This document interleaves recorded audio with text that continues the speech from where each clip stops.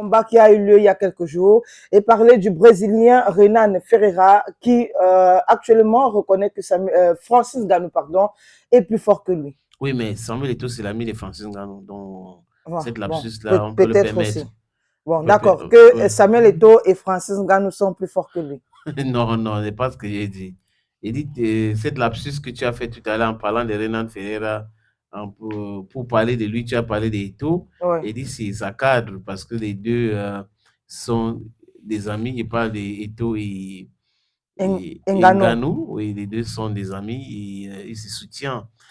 Renan Ferreira a déclaré ceci, c'était dans le boxmag.com. Vous savez que la boxe a ses codes, a ses journaux, il y a de la presse spécialisée, il y a des émissions spécialisées aussi. Ferreira a déclaré ceci, malheureusement, mon adversaire était supérieur.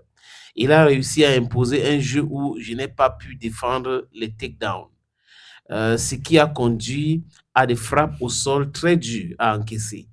Et c'est tout. La vie continue, on reviendra. Je veux remercier tout le monde pour tout l'amour et le soutien. On est toujours ensemble. Bisous. Voilà donc les déclarations de Renan Ferreira qui reconnaît que Francis Ngannou était plus fort que lui.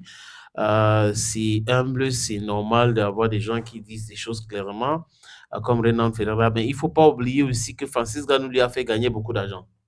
Il a gagné 2 millions d'euros.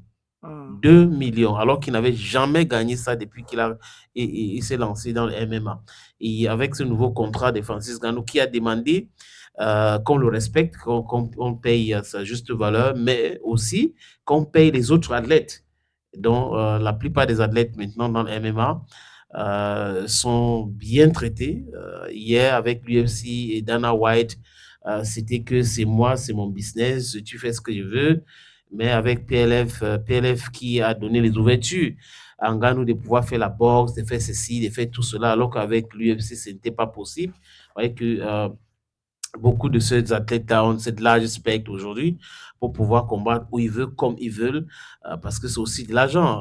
La boxe, ce n'est pas pour toute une vie, hein, ou la MMA, parce que c'est des sports brutaux. Regardez les coups de poing, les coups de poing que Ngannou a donné sur la tête de Renan Ferreira.